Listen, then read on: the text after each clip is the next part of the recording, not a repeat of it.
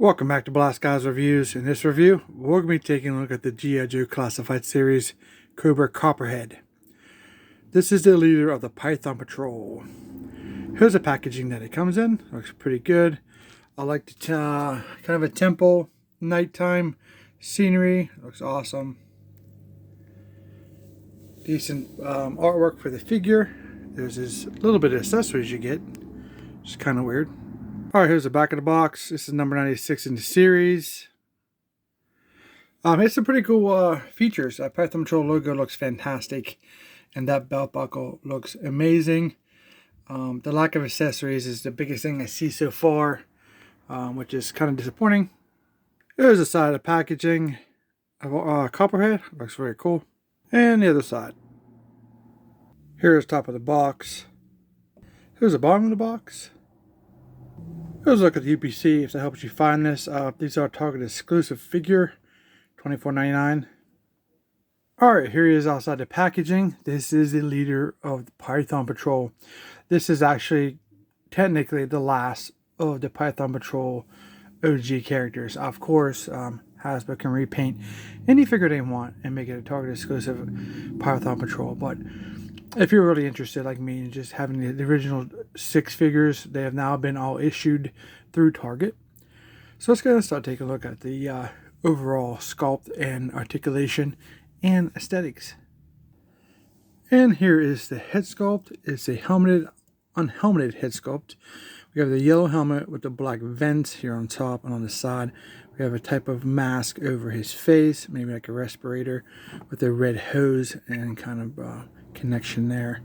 Looks pretty good. You see some wrinkles or some deformity in the skin there on Copperhead on this side. He's taken some kind of scarring or something and some type of battle.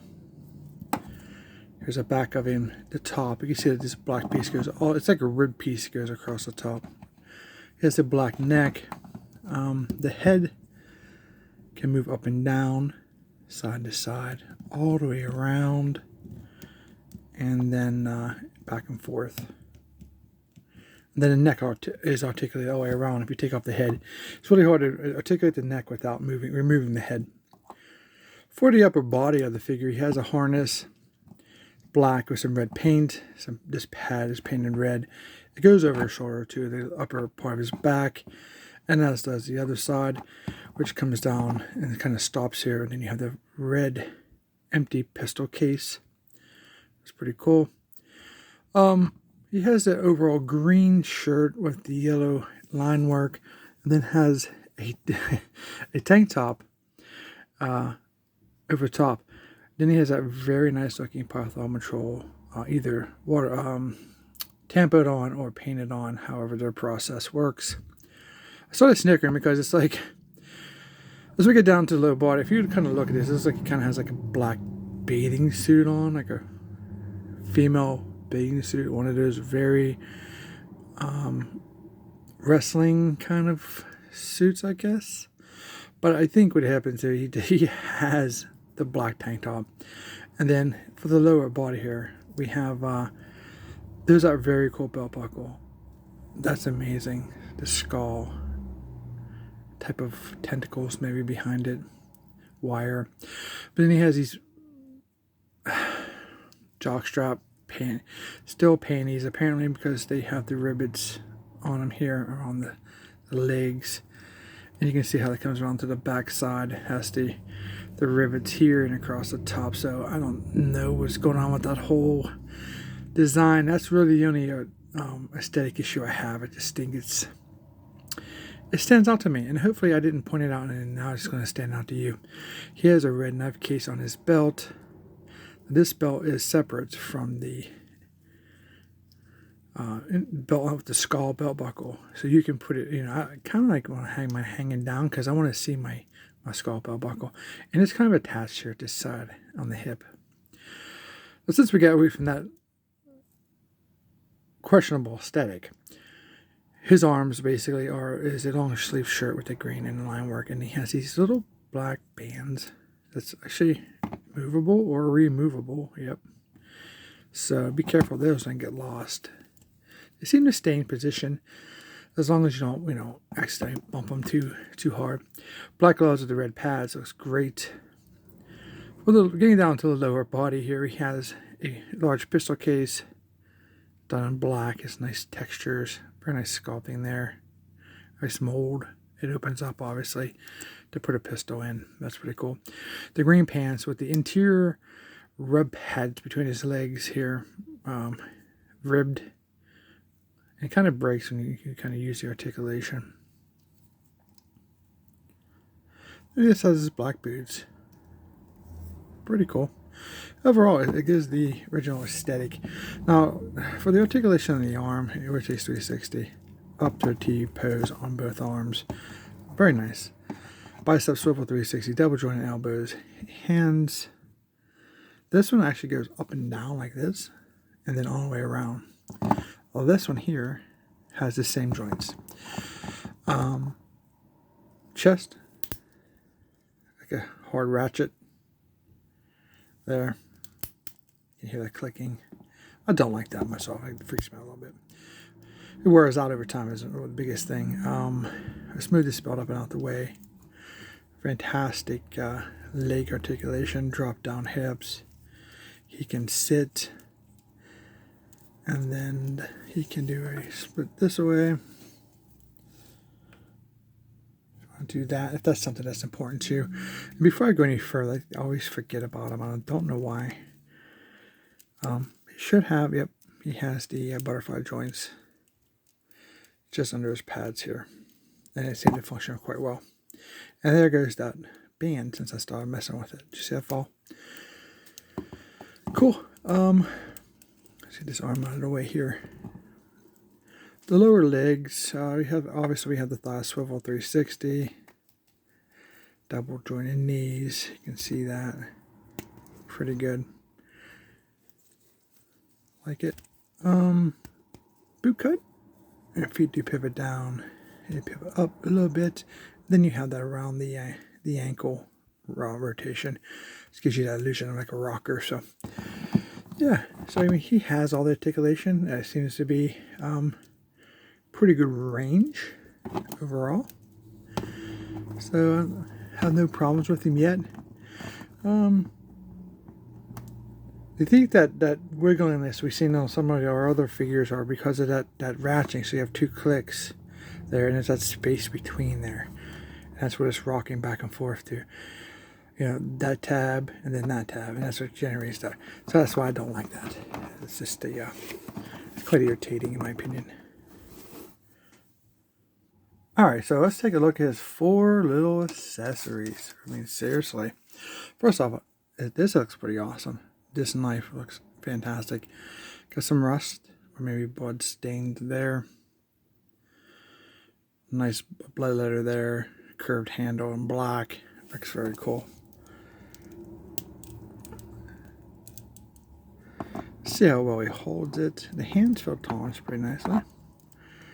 And that looks pretty sick. I like it. That definitely looks fantastic. I love amazing weapons, and one of his very nice unique accessories. So he has a place to keep it. It's cut on the bottom, so get that curvature down through there. That'd be the real trick. Wow. Wonder what's going on with that. It's there. Huh. There we go. You kind of like wiggled in because of the curvature of the blade. And just, I don't know, just aesthetically, it doesn't make any sense. It's not really a very useful case. I mean, you don't want that hanging on. You can cut yourself, whatever. I mean, it's not good for your personal safety. This is a bad design. They should just made a full knife sleeve, in my opinion. But it is what it is. Here we have a small pistol. Very cool. No drill barrel on this guy. And then we have the ability to hold it. Seems to be pretty good. Oh yeah, fits it real nice. Very cool. I remember Copperhead in the cartoon. He didn't actually have. He was pretty much either driving his water moccasin or he had small arms. and it wasn't like he didn't have a lot of combat weaponry in his hands. So I guess what we're getting is probably, makes sense. So you get 2 cases here. So we're going to put this pistol in here. I got to find out which one goes to which. That seems to be the one, I guess. And tab that in. So it kind of looks like that on Copperhead. So it comes with this case. And this is probably for his very unique revolver. And then he has some rounds that are painted. I like the textures. It gives a leather look to it. And then we have this piece that flops over, which we'll take a look at here in a second. Here's his revolver. This is insane. It has a scope on it. It's gold. Black scope, black handle. No draw barrels. So, no blast effects. That's unfortunate because this is a really cool looking weapon. So he can dual pistol, 2 different types, I guess. Is he? Yeah, he has a trigger finger on that side, so yeah, we can do that. I gotta get it in there. There you go. And he can hold it quite well. He looks pretty sick with it too. If we ever get a water moccasin, that'd be amazing. Have a place to keep his weapon. It'd be awesome. But for now, I think this is what it's for. You'll get the scope in there, and that's the hole. There we go. We bring this down over. May have to heat that for the first time. Get that to be more flexible. Yeah, I'm not going to waste too much. Oh, maybe. I'll waste a whole lot of time on it for right now. Oh, it worked. That's cool. And I'm guessing, for the most part, it's for his back. It kind of looks like that. That's pretty crazy. I'm not seeing any holes on this belt or anything. But, yeah, overall, he looks fantastic. No complaints. I mean, I think it looks good. He fits the bill for what I'm looking for an OG Copperhead Python Patrol leader. Like I said, I love the overall Python Patrol logo, the skull belt buckle. This kind of always bothered me, but it is what it is, I guess.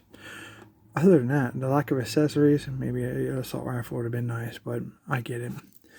We didn't get much with the original Copperhead anyway, so there he is. Hope you guys liked this review. If you did, don't forget to like, share, and subscribe. Don't forget to hit that thumbs up for me. I really appreciate it. It helps the channel out. Thanks for watching, and we'll see you in our next review.